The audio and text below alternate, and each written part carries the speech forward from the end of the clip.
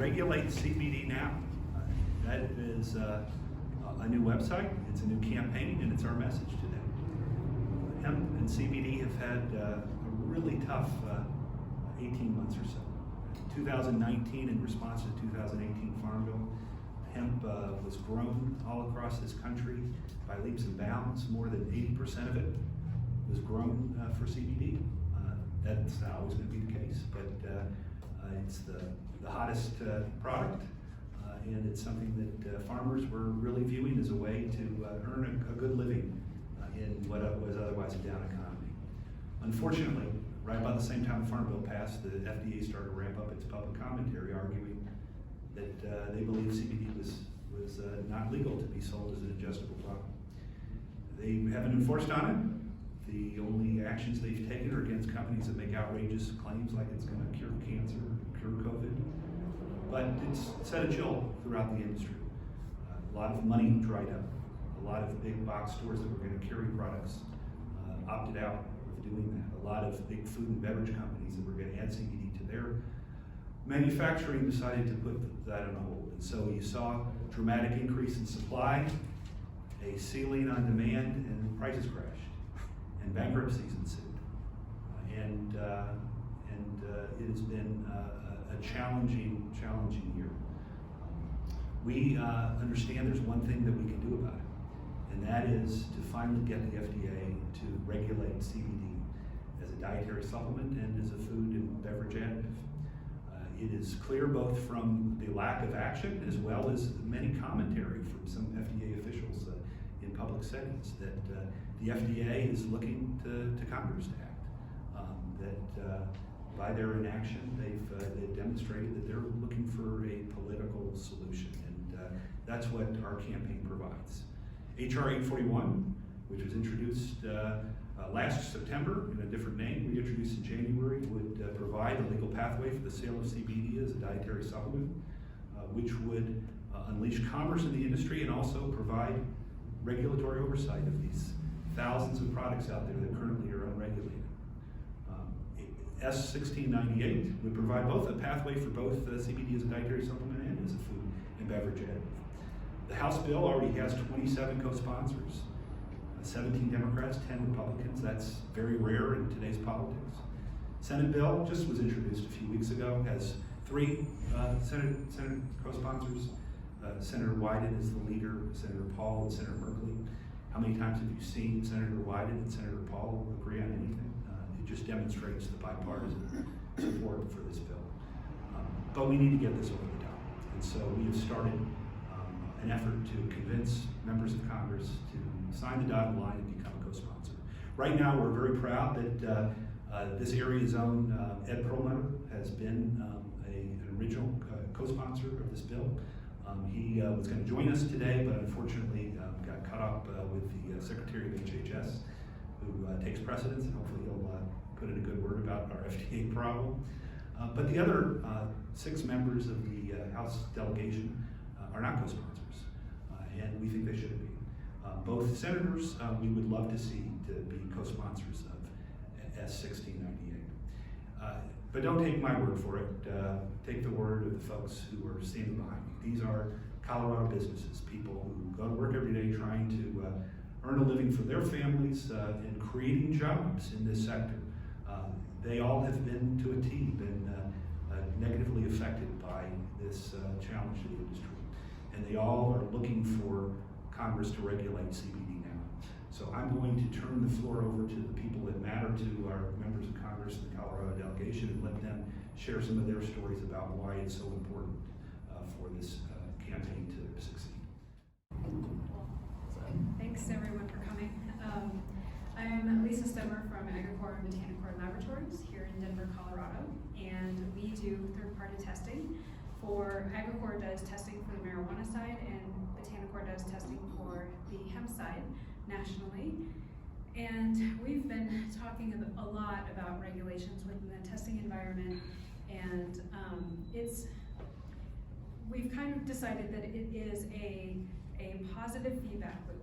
And it seems scary at the beginning of, oh my gosh, I have to do all this testing, or I have to do labeling, and now I have to do all these changes, and it seems very scary. But the fact of the matter is that those, just like the organic industry, what they went through about 20 years ago, if we have the labeling and we have the testing requirements, then those brands actually get stronger and more people buy those brands, and then that creates jobs to make more products, and it creates this very nice positive feedback loop. So we're here today to support the regulation changes, and both for food additives and as a nutritional supplement, and that's our story.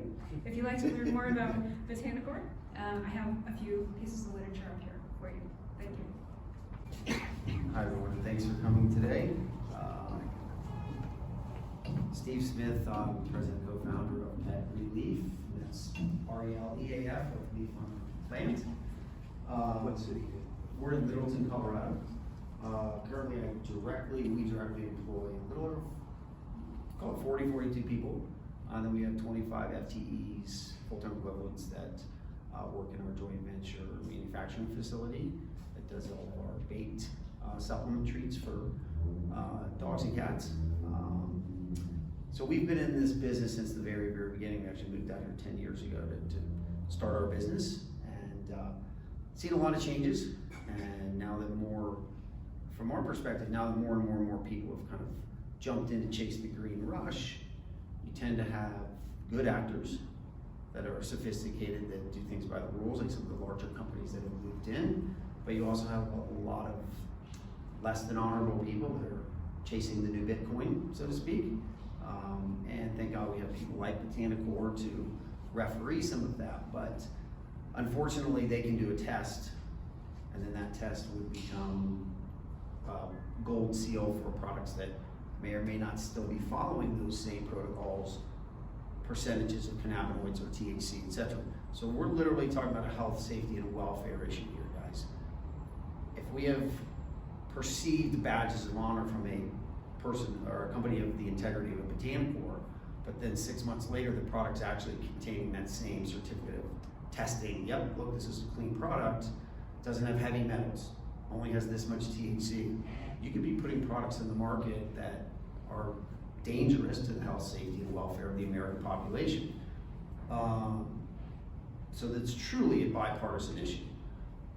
The other point to make is this is a bipartisan issue, like maybe none I could picture other than this. Small family farmers dominate the hemp growing industry. Checkbox for all the politicians that give speeches in DC. Small family farmers, American grown, American made, check, check, check. Small business owners, check, check, check. Environmentally friendly like no other crop. It actually is improving the soils. 1/7 of the water, yeah, you heard that right, 1/7 of the water of the corn silage, USD organic corn silage that was grown in a field that we now are growing hemp, is what we use. 1/7 of the water. 0 herbicides or pesticides, nothing. Even organic corn silage has approved herbicides and pesticides. Our hemp, none. We have ladybugs that the Colorado State University thought were extinct that are now back thriving in our hemp fields. We have bees and all these insects that they thought were under severe threat, like the bee colonies out that were growing, that are now thriving again because they were varied in a clean food source. So it literally checks every possible box that either side of the aisle would want. So on behalf of the hemp industry, get on board, Colorado reps. We need you. Thank you. Thanks everybody. Chase Terwilliger, CEO of Balanced Health Botanicals. Our brand is CBD Distillery, and we're based here in Denver, Colorado, and we have manufacturing and fulfillment in Sheridan. We employ about 80 people here in the state. We've been here since day one, and it's been disappointing that, here to the epicenter of CBD and hemp, really where we feel like it's started, and obviously it's expanded to globally now. But here in our state, we only have one co-sponsor of this bill. This bill is important for many different reasons, but the top two for us, especially being a consumer-facing brand, are safety and efficacy. Safety, we just heard about it. You know, we're gonna hear about it from everybody. People are able to make this in their garage right now and sell it, and there's absolutely no regulation. It's something that's spreading all over the country, all over the world, CBD, yet we're allowing people to make this in their garage and sell it. That also leads to efficacy. We're also taking away the opportunity for people to have the increased quality of life that CBD and other cannabinoids can bring to you, because people are in their garage, not testing, being able to sell it, or they're taking shortcuts, and therefore the product is not as efficacious or not labeled correctly, and people don't know what dose to take and whatnot, and they're saying this doesn't work for us, and so they're leaving the category. Again, that's hurting here in Colorado, and it's hurting globally, and we really, really need the support from Congress to push this through. Thanks. I'm Julie Lerner. I'm the CEO of Pan Exchange. We're a Denver-based company. We are a market structure solution for the natural resources that feed and fuel the world. We were the first to be benchmarking prices in the US hemp industry. We're now the leading benchmark price provider. Our market specialists have decades of combined experience in ag commodity markets. So with this perspective, I can talk about the opportunity cost of the delay in FDA approvals. Jonathan mentioned that prices plummeted. From the first quarter of 2020 to the first quarter of 2021, prices for semi-extracted hemp, so the raw materials for CBD products, fell no less than 60%. And in fact, crude oil, hemp crude oil, fell 77% in that year. FDA approval of hemp as a dietary supplement will no doubt increase the sale of CBD products. Greater demand for these products is essential for the growth of the US market, and as Smitty pointed out, is an incredibly carbon-friendly crop, more than 5 carbon credits per acre compared with 0.7 for soybeans, possibly corn, can't remember exactly. So it is good for Colorado, and it's good for the US agrarian economy. And from a macro commodity observer, let's face it, we are not like the fish oil marketing group that needs to tell you why it's good for you. This is a product that we all know is safe, and we all know that we have a loved one who has benefited greatly from these products. There is no reason to delay any further, and the hemp industry needs this help. Thank you. My name is Morris Beagle from Wasco. We are Better Alternatives. We produce NOCO Hemp Expo and Southern Hemp Expo, 2 very large trade shows. I've been in the trade shows business since 2014 and worked with hundreds and hundreds and hundreds of companies across the supply chain.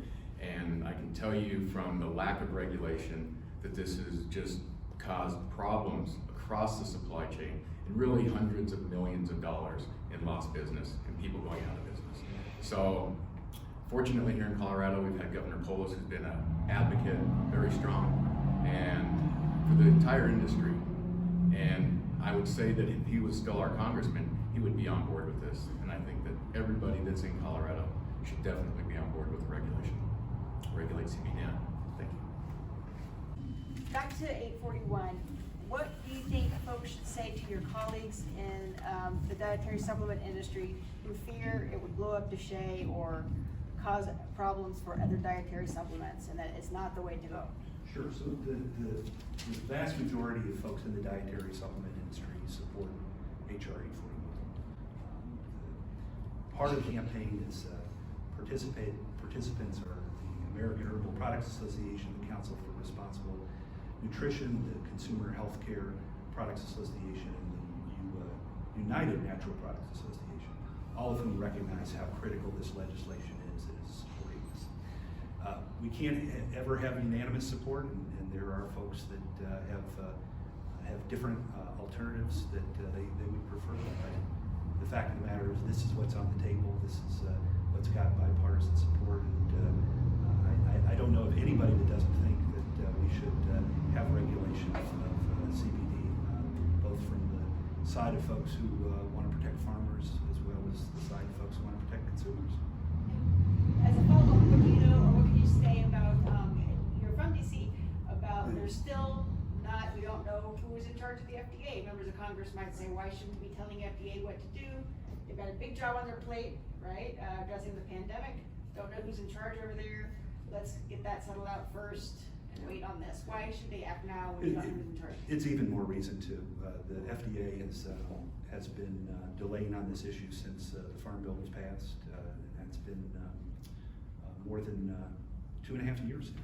And any further delay is going to continue to cause a crisis in the market, and every day that passes by is another one where consumers are not protected by this regulation. And remember, this is not about telling the FDA what to do. It's about telling the FDA to follow its own regulations when it comes to dietary supplements and food and beverage additives. So there's no need for anything new to be created, rather just using the current standards that have worked for decades to apply to the hemp and CBD